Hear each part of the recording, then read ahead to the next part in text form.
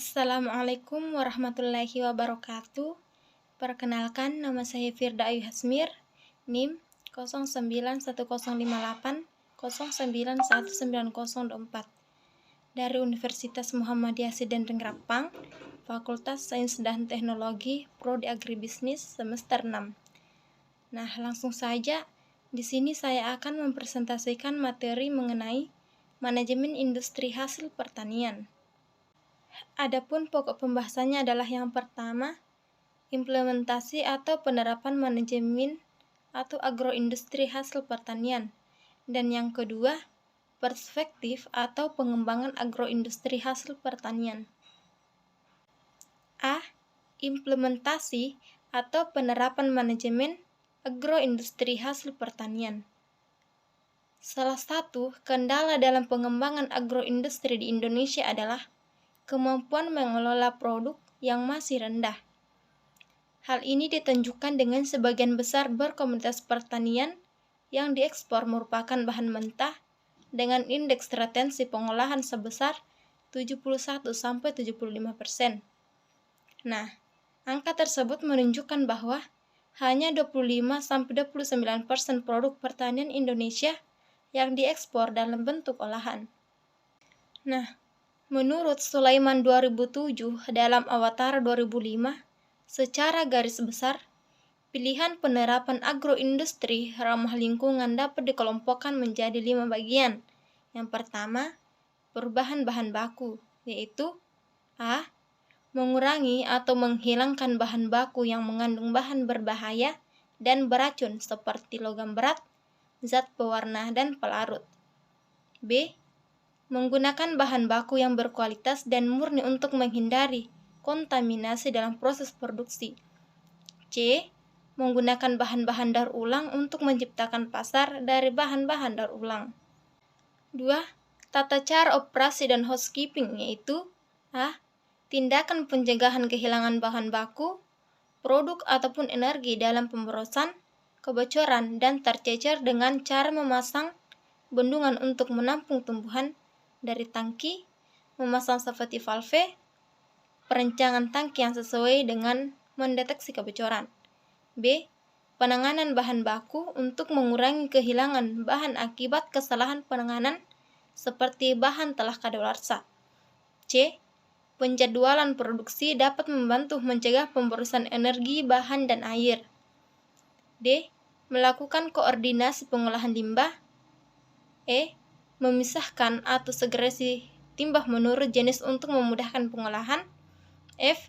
Mengembangkan manajemen perawatan sehingga mengurangi kerugian akibat kerusakan, peralatan, dan mesin. Dan G. Mengembangkan tata cara penanganan dan intervalisasi bahan baku, energi, air, produk, dan peralatan. 3. Penggunaan kembali, yaitu A. Menggunakan kembali sisa air proses, air pendingin, dan bahan lainnya di dalam atau di luar sistem produksi. B. Mengambil kembali bahan buangan seperti energi. Dan C. Menciptakan kegunaan limbah produk antara lain yang dapat dimanfaatkan oleh pihak luar. 4. Perubahan teknologi, yaitu yang pertama, merubah peralatan, tata letak, dan pemipaan untuk memperbaiki aliran proses produksi dan meningkatkan efisiensi. B. Memperbaiki kondisi proses seperti suhu, waktu tinggal, laju aliran, dan tekanan sehingga meningkatkan kualitas produk dan mengurangi jumlah limbah. C. Menghindari penggunaan bahan-bahan B3 atau bahan beracun dan bahan berbahaya. D. Menggunakan atau mengatur peralatan seperti nomor dan pompa yang lebih hemat energi. E. Menerapkan sistem otomatisasi dapat menghasilkan memperbaiki monitoring dan pengaturan parameter operasi untuk menjamin tingkat efisiensi yang tinggi. Yang terakhir, yang kelima, yaitu perubahan produk, yaitu yang pertama atau A. Merubah formulasi produk untuk mengurangi dampak kesehatan bagi konsumen. Dan yang terakhir, merubah bahan pengemasan untuk mengurangi dampak lingkungan. Ya, kita masuk kepada bagian B, yaitu perspektif atau pengembangan agroindustri hasil pertanian. Pengembangan agroindustri di Indonesia terbukti mampu membentuk pertumbuhan ekonomi nasional. Nah, di tengah krisis ekonomi yang melanda Indonesia pada tahun 1997 sampai 1998, agroindustri ternyata menjadi sebuah aktivitas ekonomi yang mampu berkontribusi secara positif terhadap pertumbuhan ekonomi nasional. Nah, selama masa krisis, walaupun sektor lain mengalami kemunduran atau pertumbuhan negatif, agroindustri mampu bertahan dalam jumlah unit usaha yang beroperasi, menurut Badar DKK 2013. Pengembangan agroindustri secara cepat dengan dukungan sumber daya lain dan menjadi strategi arah kebijakan pemerintah diharapkan dapat meningkatkan keberhasilan negara berdasarkan tolak ukur sebagai berikut. Yang pertama, menghasilkan produk agroindustri yang berdaya saing dan memiliki nilai tambah dengan ciri-ciri berkualitas tinggi. B. Meningkatkan perolehan devisa dan kontribusi terhadap produk domestik bruto atau PDB nasional. 3. Menyediakan lapangan kerja yang sangat diperlukan dalam mengatasi ledakan pengangguran.